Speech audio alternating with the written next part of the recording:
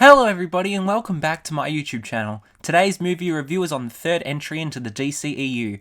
It's been 5 years since this film came out, and since its follow-up is releasing this week, I thought I should review it, so this is Kier's Reviews, and this is my review of Suicide Squad. There was an accounting error. We said it. Now double it for being a dickhead. You got 10 seconds. We're not the kind of people you play with. Did you threaten me? This dude's gonna get a sore throat from all the singing he's about to do. You son of a bitch. Pleasure doing business with you, Angie. I've had a very complicated relationship with Suicide Squad. When this movie first released in 2016, there was nobody more excited than me. I watched every single second of new footage that came out through trailers or TV promos. I just longed for the film to come out. I was obsessed with Jared Leto's new take on the Joker, and I was really excited simply because the trailers were terrifically put together. Take note, this was my opinion on the movie years before I became a proper film buff. I loved Suicide Squad so much. I'd watch it nearly every day once it got released on Blu-ray. It was my favourite movie ever for at least a year. I was upset about the absence of the Joker, but I knew the role he would play in the film, so I didn't freak out about there not being much of him. A lot was cut. However, my opinion on this movie has changed dramatically since 2016.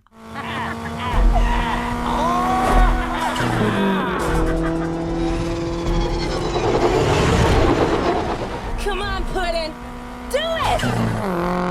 Oh, we have got company. Betsy. Suicide Squad may have been directed by David Ayer, but this is another clear example of studio interference from Warner Brothers. With this, Ayer was basically told to reshoot the entire movie after the film was described as dark and gritty, which is an accurate tone from the Suicide Squad comics by DC. The first Comic-Con trailer is evidence of this dark and gritty version of the film. However, following the success of Deadpool, Warner Brothers were desperate to turn Suicide Squad into a comedy. They forced Ayer to completely change a nearly completed movie mere months before its theatrical release. Before the movie came out, the novelization based on Ayer's original script had been finished and written before Warner Brothers could get a chance to change it to the new version. I read the book back to front, and when I saw the final cut in cinemas, I knew something wasn't right, as everything I had read was not what I was watching. I could go on about this story and how I want Ayer's original cut to be released like Zack Snyder's Justice League, but there's no hint that that's happening anytime soon. Won't fit anymore? Too much junk in the trunk? Nah. Every time I put this on, somebody dies. And? I like putting it on. Goody. Something tells me a whole lot of people are about to die. Yeah, it's us. We're being led to our deaths. Speak for yourself, mate. Hey, what's that crap on your face? Is it wash off? I'm not a fan of Suicide Squad as much as I used to be 5 years ago, but I'm not part of the group of people that hate the film to its core. It has blatantly obvious issues which I will get into, however there are still some incredible aspects to the movie. Let's start with the obvious. Harley Quinn, nice to meet ya. The first ever live-action Harley Quinn played beautifully by Margot Robbie. She captured the pure essence of the character from the comics and brought it to the big screen in the most insane and exciting way possible. Knowing that the world is about to see a third Harley Quinn portrayal in the Suicide Squad is truly amazing because Margot has killed it each and every time.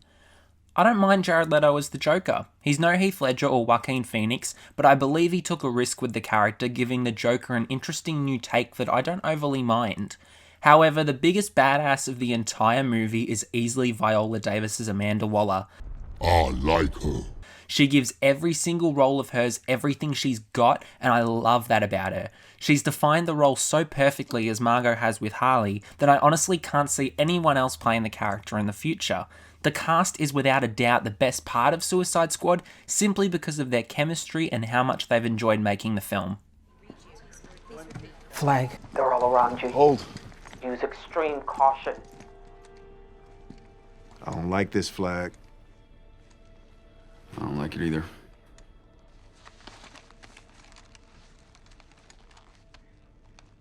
pussy. I will knock your ass out.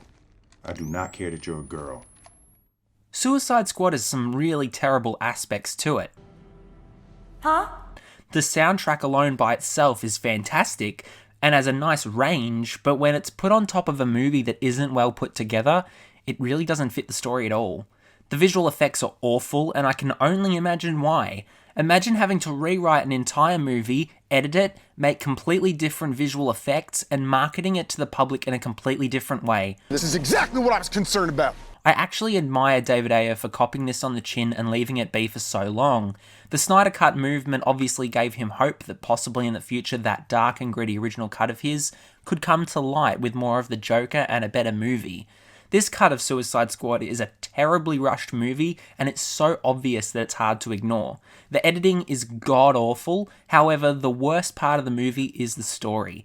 It felt like there were no stakes to the film at all, you didn't feel emotional empathy for any of the characters, and any time there possibly could have been a dramatic, serious scene, it was replaced with missed attempts at comedy. Casey, it's the end of the world. Have a drink with us. Beer. Aries, give the man a beer. How about you, hot stuff? Water. That's a good idea, honey. Suicide Squad used to be so much fun for me, and while some of it still is, it's obvious that this was changed so much due to the success of Deadpool. Why? The chemistry between the cast was on point and made for some really great moments, but overall as a movie, there's nothing too memorable about it. The potential of this film could have been amazing due to its grittiness, but to make a director change his vision entirely, it's so dumb. I really hope that The Suicide Squad, directed by James Gunn with no studio interference from Warner Brothers, surprises every audience member and instills more faith in DC's stories, so I'll give Suicide Squad a 5 out of 10. Thank you all so much for watching. Have you seen Suicide Squad? Let me know below. As always, be sure to have a look at my previous movie review of Black Widow and my first album review of Billie Eilish's Happier Than Ever record.